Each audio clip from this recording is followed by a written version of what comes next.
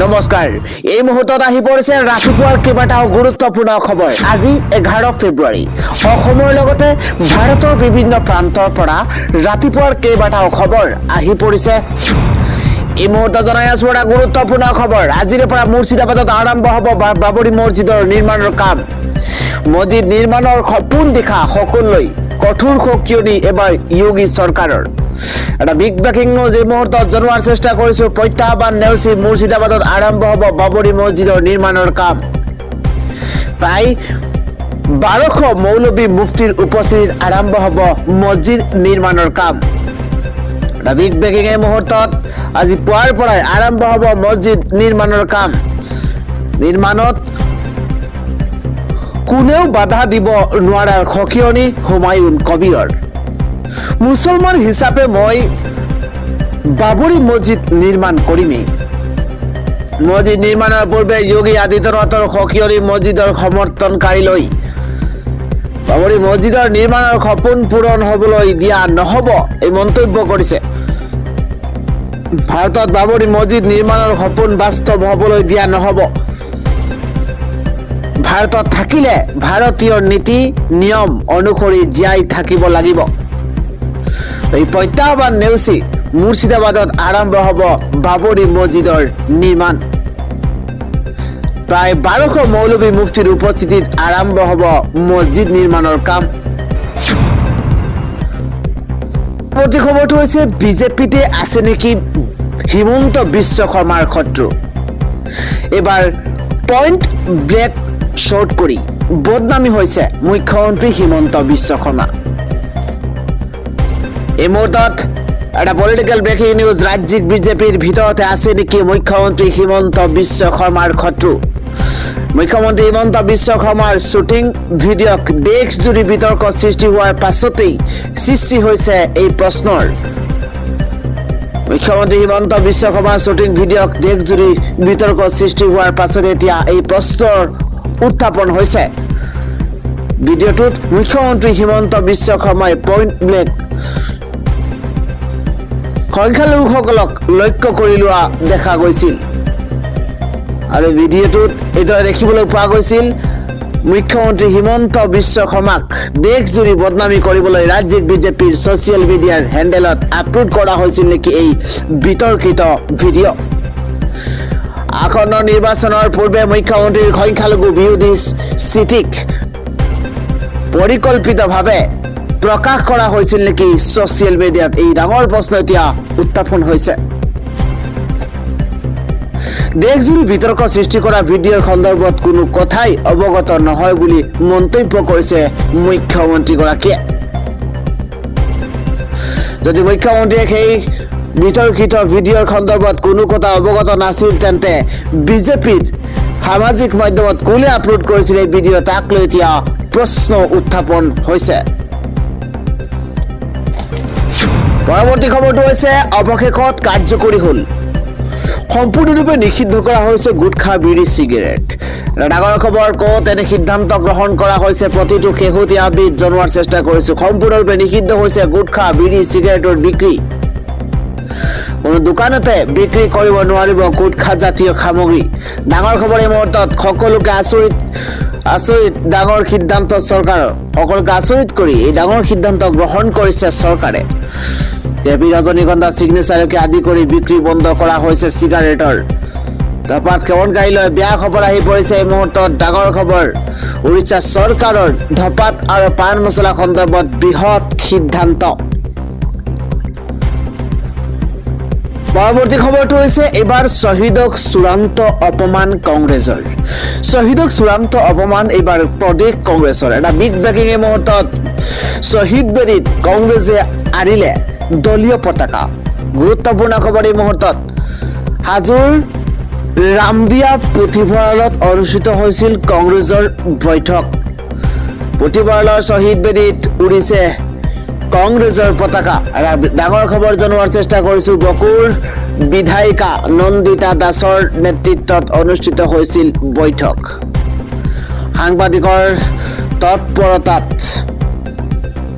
নমোৱা হ'ল পতাকা কংগ্ৰেছৰ কাণ্ডক লৈ এতিয়া লজ্জিত হৈ পৰিছে হাজোবাসী শ্বহীদক চূড়ান্ত অপমান এইবাৰ প্ৰদেশ কংগ্ৰেছৰ এটা গুৰুত্বপূৰ্ণ খবৰ শ্বহীদ বেদীত কংগ্ৰেছে আৰিছে দলীয় পতাকা আন এটা খবৰ হৈছে 12 ফেব্ৰুৱাৰীৰ ধৰ্মঘটত স্তব্ধ হৈ পৰিব সমগ্ৰ অসম চৰকাৰৰ লুণ্ঠনৰাজ আৰু জনবিৰোধী নীতিৰ বিৰোধিতাৰে এই ধৰ্মঘট কেন্দ্ৰীয় শ্ৰমিক সংগঠন আৰু কৰ্মচাৰী ফেডাৰেশ্যনসমূহৰ আহ্বানত অহা 12 ফেব্ৰুৱাৰী অৰ্থাৎ কাইলৈ অনুষ্ঠিত হ'বলগীয়া ঐতিহাসিক দেশজোৰা ধৰ্মঘটৰ প্ৰতি অসমৰ বাওঁপন্থী সংগঠনসমূহে পূৰ্ণ সমৰ্থন ব্যক্ত কৰিছে গুৱাহাটী প্ৰেছ ক্লাবত এক SFI UI DYFI লগতে CITU নিখিল ভাৰত গণতান্ত্ৰিক মহিলা সমিতি চমুকৈ AIDWA অসম কৃষি শ্ৰমিক ইউনিয়ন আৰু অসম ৰাজ্যিক কৃষক সভাৰ তৰফৰ পৰা এক যৌথ সংবাদমেলক সম্বোধন কৰি চৰকাৰৰ কৃষক শ্ৰমিক যুৱক মহিলা আৰু শিক্ষাৰ্থী বিৰোধী চৰিত্ৰক তীব্ৰ সমালোচনা কৰা হৈছে 12 ফেব্ৰুৱাৰীৰ এই প্ৰতিবাদৰ অংশ হিচাপে মটৰ শ্ৰমিক শ্ৰেণীয়ে ৰাজ্যজুৰি চকা বন্ধৰ কাৰ্যসূচী গ্ৰহণ কৰিছে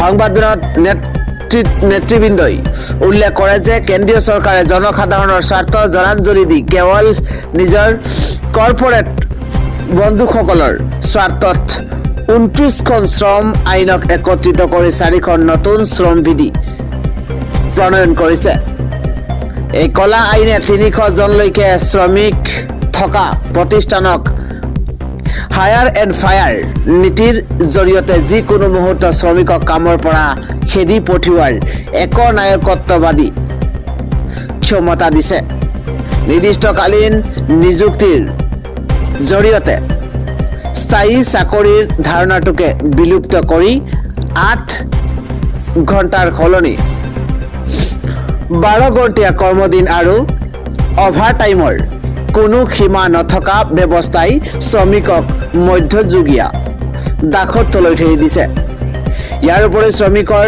ভৱিষ্যত নিধিৰ অৱদান 12% পৰা 10%লৈ হ্ৰাস কৰাটো চৰকাৰী পৃষ্ঠপোষকতা চলোৱা এক আৰ্থিক ডকাইতি বুলি সংবাদমেলত অভিহিত কৰা হৈছে কৃষি আৰু গ্ৰামীণ অৰ্থনীতিৰ ধ্বংসলীলা চৰকাৰে মহাত্মা গান্ধী নৰেগা আঁচনি বাতিল কৰি তাৰ ঠাইত বিকশিত ভাৰত নিয়োগ আৰু জীৱিকা অভিযান বিল 2025 আনিছে এই বিলে মজুৰিৰ আৰ্থিক বোজা কেন্দ্ৰৰ 100%ৰ পৰা 60:40 অনুপাতলৈ সলনি কৰি ৰাজ্যসমূহৰ ওপৰত অতিৰিক্ত বোজা জাপি দিছে আনহাতে উচিত মূল্যৰ অভাৱত সদিয়াত কৃষকে নিজৰ উৎপাদিত আলু পেলাই দিবলগীয়া পৰিস্থিতিৰ সৃষ্টি হৈছে তেনে সময়তে আমেৰিকাৰ পৰা আমদানি কৰা কৃষিজাত সামগ্ৰীৰ ক্ষেত্ৰত শূন্য কৰ আৰোপ কৰি চৰকাৰে দেশীয় কৃষকৰ কঁকাল ভাঙি দিছে লগতে ৰাজহুৱা শিক্ষা খণ্ডৰ ধ্বংস ৰাজ্য চৰকাৰে ঘৃণাৰ ৰাজনীতিৰ পোষকতা কৰি শিক্ষা খণ্ডলৈ ভয়াৱহ ভাবুকি নমাই আনিছে বৰ্তমানৰ বিজেপি চৰকাৰৰ দিনতে মাতৃভাষা মাধ্যমত প্ৰায় 10,000খন স্কুল বন্ধ কৰি দিয়া হৈছে চৰকাৰী শিক্ষাৰ মান হ্ৰাস কৰি শিক্ষকসকলক অনবৰতে পাঠ্যক্ৰম বহিৰ্ভূত কামত নিয়োজিত কৰাৰ ফলত যোৱা বছৰ বিনামূলীয়া নামভৰ্তি কৰা 90,000 শিক্ষাৰ্থীৰ ভিতৰত 28,000 শিক্ষাৰ্থীয়ে মাত্ৰ 6 মাহতে কলেজ ত্যাগ কৰিছে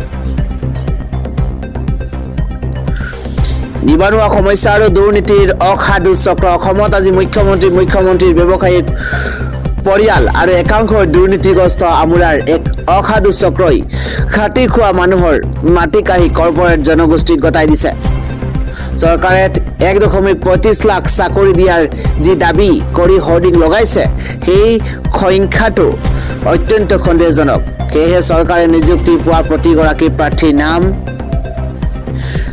ৰুল নম্বৰ পঞ্জীয়ন নম্বৰ সহ এক শ্বেতপত্ৰ প্ৰকাশ কৰিব লাগে বুলি সংবাদমেলত দাবী কৰা হয়। অহা 12 ফেব্ৰুৱাৰী এই ধৰ্মঘটৰ জৰিয়তে এই সকলো শোষণ আৰু লুণ্ঠনৰ বিৰুদ্ধে এক ঐক্যবদ্ধ প্ৰতিৰোধ গঢ়ি তোলা হ'ব। বাও সংগঠনসমূহে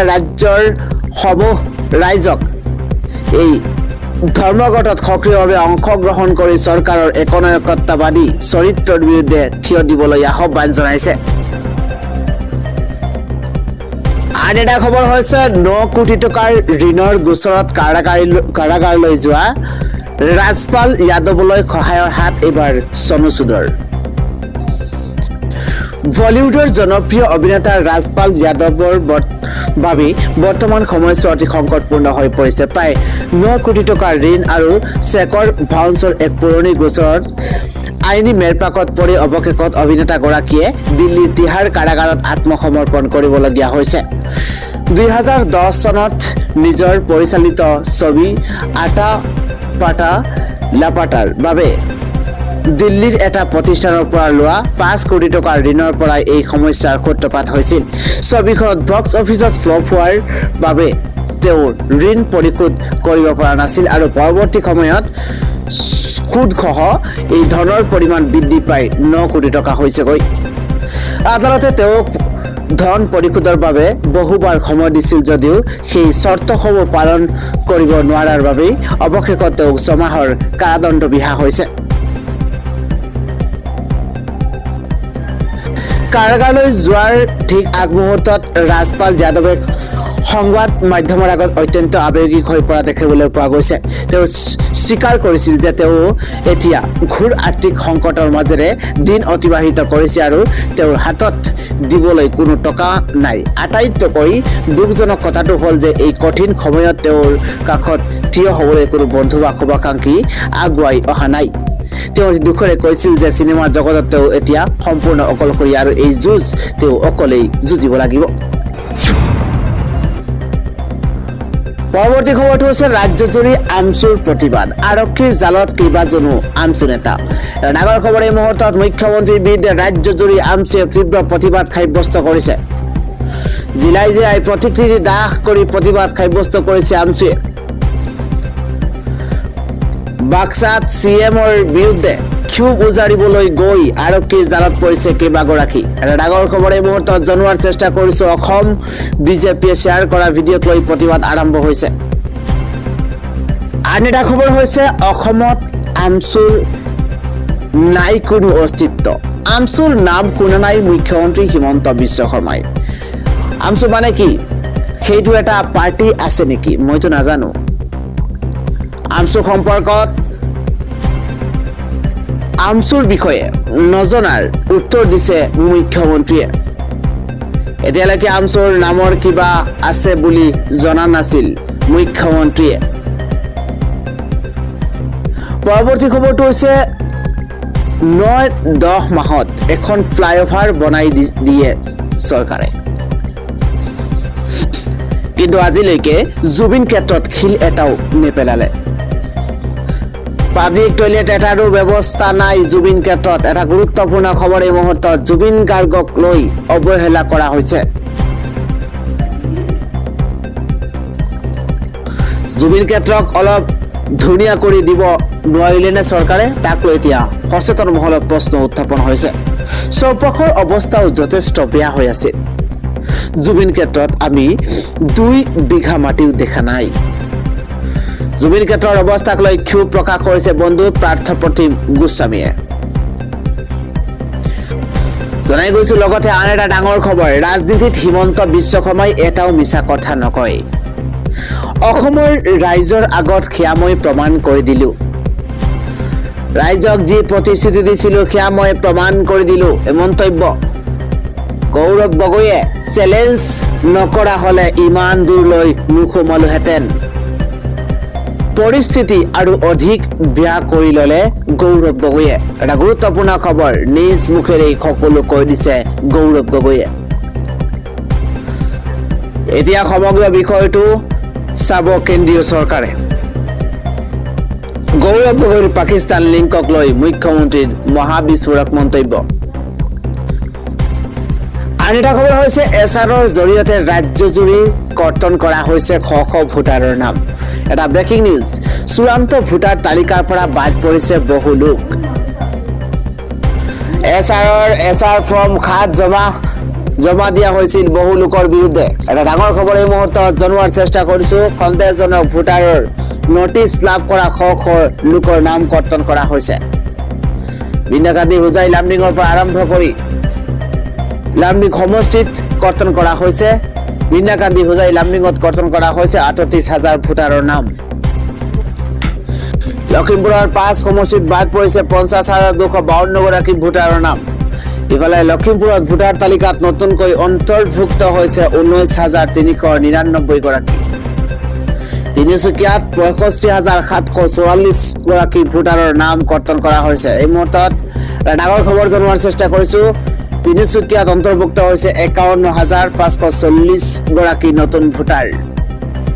বাংলাদেশৰ সীমান্তৱৰ্তী মানকাছাৰত বৃদ্ধি 6,000 ভোটাৰ। এটা জৰুৰী খবৰ, সমষ্টিটোত নতুনকৈ অন্তৰ্ভুক্ত হৈছে 3,10,233 গৰাকী ভোটাৰ। অত্যন্ত জৰুৰী খবৰ এই মুহূৰ্তত, ধুবুৰীত বৃদ্ধি হৈছে 6,329 গৰাকী ভোটাৰ। ব্ৰেকিং নিউজ, এই মুহূৰ্তত ধুবুৰী জিলাৰ 21,978 গৰাকী ভোটাৰৰ নাম কৰ্তন কৰা হৈছে। বিলাসীপাৰাত সমষ্টিত কৰ্তন হৈছে 4,000 ভোটাৰৰ নাম। জিলাই নাম কৰ্তন কৰা হৈছে। যোৱাকালি চূড়ান্ত ভোটাৰ তালিকা প্ৰকাশ কৰিছে। যদি আপোনালোকে চূড়ান্ত ভোটাৰ তালিকা চেক কৰা নাই, আপোনালোকে অফিচিয়েল ৱেবছাইটত আপুনি পাব। তাত গৈ আপোনাৰ নাম আছে নাই কিয়া চেক কৰিব পাৰিব। মাজুলীত পূৰ্বতকৈ বৃদ্ধি হৈছে 3,570 গৰাকী ভোটাৰৰ নাম।